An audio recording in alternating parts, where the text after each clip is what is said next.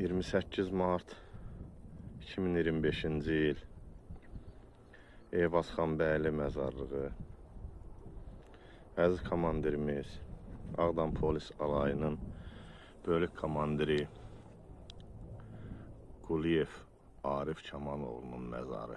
Qəhrəman qardaşımız Fərrux Fatihi, Daşbaşı Fatihi, ermənilərin Fərrux yüksəkliyində, Daşbaşı zirvəsində olan ən strateji, eynən də bizim üçün ən təhlükəli postu olan Daşbaşı yüksəkliyində olan posta ilk çıxan qardaşımız və öz sinəsi ilə minanın üstünü örtərək özün şəhid edən və şəxsi heyəti qoruyan qardaşımız. Ruhun şad olsun, torpaqlarımız azaddır.